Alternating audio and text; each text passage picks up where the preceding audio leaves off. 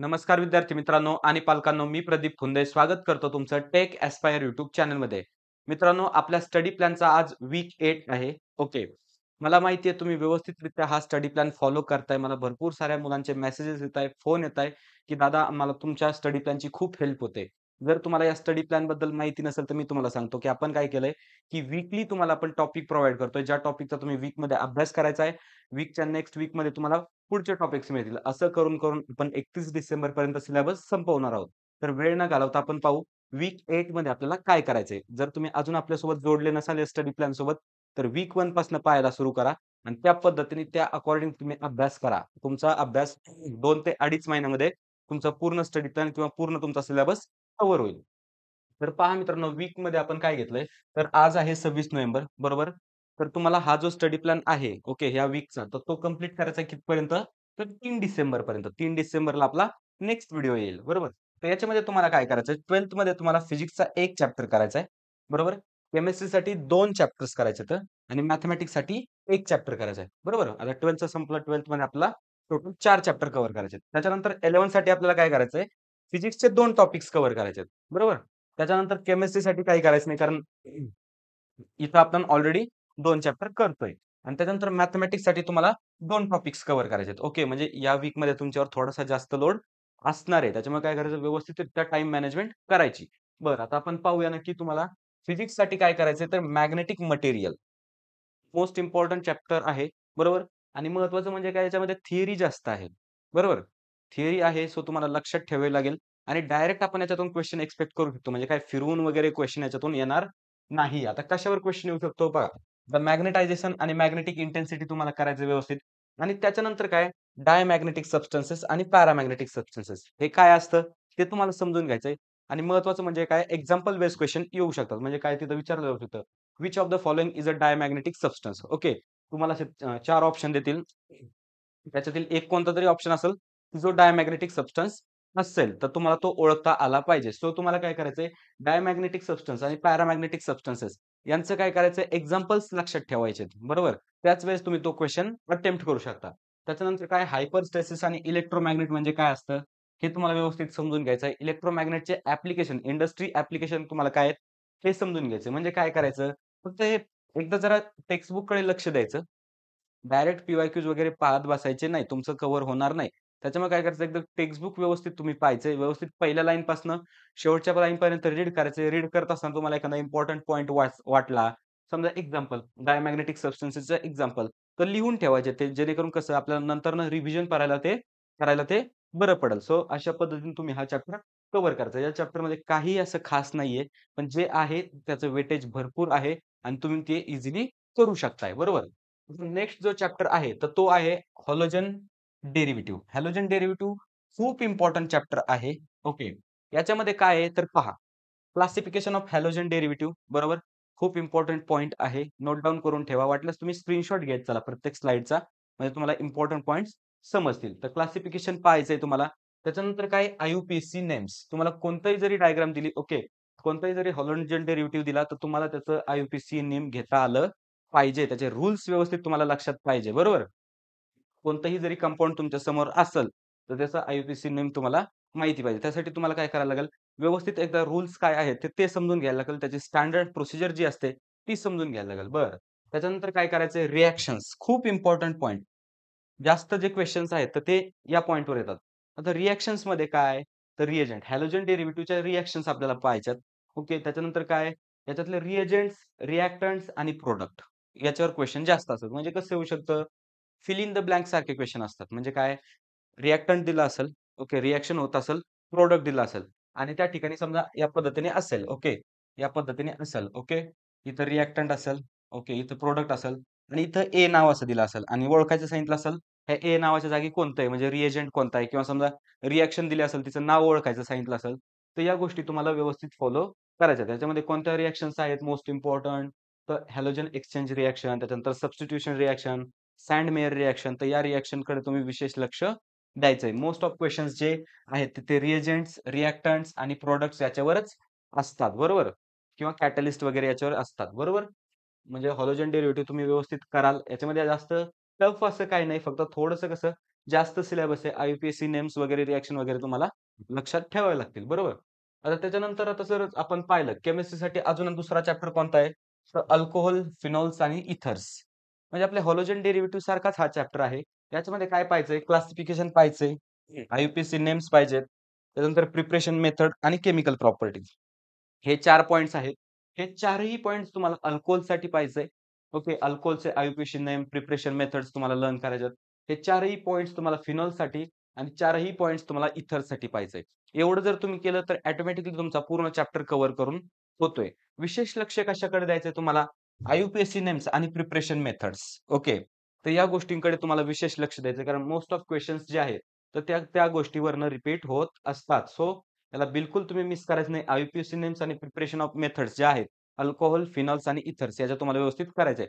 मी तर म्हणतो first priority तुम्ही टेक्स्ट बुकलाच दिली पाहिजे, बरोबर? बाकी दुसऱ्या पुस्तकाकडे तुम्हाला पाहण्याची गरज नाही. टेक्स्ट बुक झाल्याच्या नंतर ज्यावेळेस तुम्ही टेक्स्ट बुकमध्ये परफेक्ट व्हाल, बरोबर? त्याच्यानंतर ज्यावेळेस तुम्ही पी-वाय-क्यूज घ्याल, तर तुम्हाला असं समजेल की हे पी-वाय-क्यूज ऑलरेडी आपण केलेत. कारण हे आपल्याला येतंय. कारण याच्या बाहेरचं तर काही येणार नाही. टेक्स्ट बुकच्या बाहेरचं या चॅप्टर जे थिअरी चॅप्टर्स आहेत त्याच्या बाहेरचं काही येत नाही. ओके.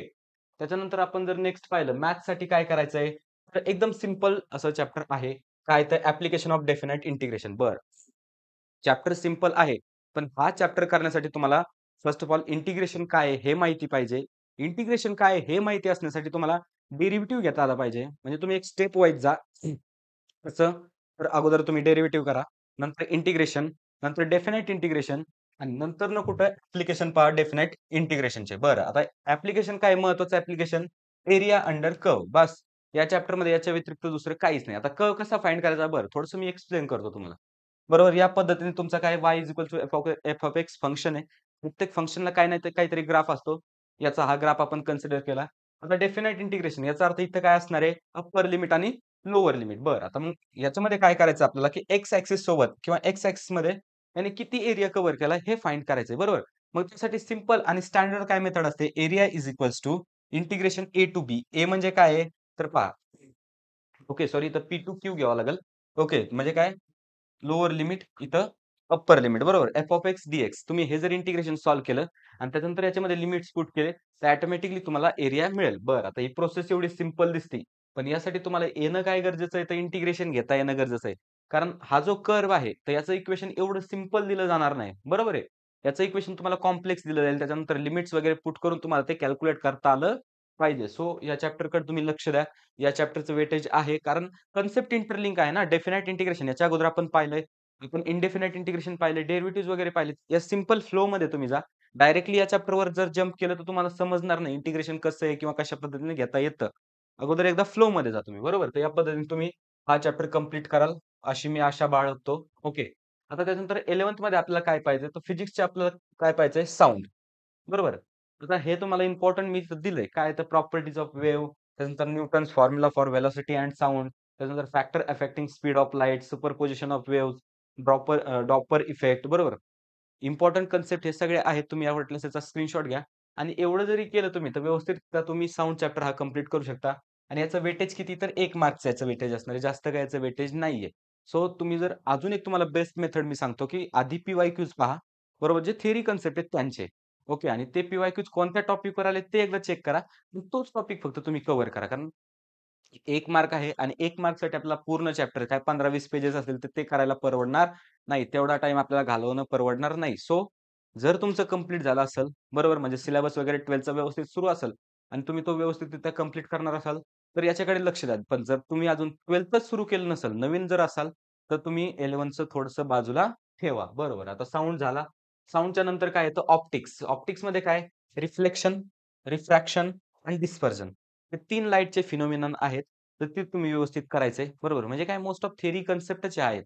बरोबर. तुम्ही डायग्राम एकदा व्यवस्थित पाहायची. बरोबर. रिफ्लेक्शन कशा पद्धतीने होतं. त्यानंतर अँगल ऑफ रिफ्लेक्शन वगैरे हे कॅल्क्युलेट करायसाठी येतं तुम्हाला. पण ते एकदा व्यवस्थित जर तुम्ही थिअरी कन्सेप्ट समजून घेतली, तर त्यावेळेस तुम्ही कुठं पी-वाय-क्यूज वगैरेकडे जा किंवा न्यूमेरिक क्वेशनकडे जा. बरं. आता त्याच्यानंतर काय मॅथ्ससाठी आपण पाहणार आहे लिमिट्स. बरं. आता लिमिटमध्ये काय आहे? तर लिमिटचा मीनिंग, त्याच्यानंतर calculation of various limits, limit of trigonometric function, limit of exponential आणि लॉगॅरिथमिक फंक्शन, त्याच्यानंतर limits at infinity and infinite limit. बरं, ह्या सगळ्या गोष्टी आहेत. आता याचं जरी वेटेज ह्या लिमिटचं जरी वेटेज 1 मार्कचं जर असेल, पण लक्षात करा आपण इनडेफिनाइट इंटिग्रेशनमध्ये समजा पाहिलंय, ओके. तिथं लिमिटचा यूज होतोय.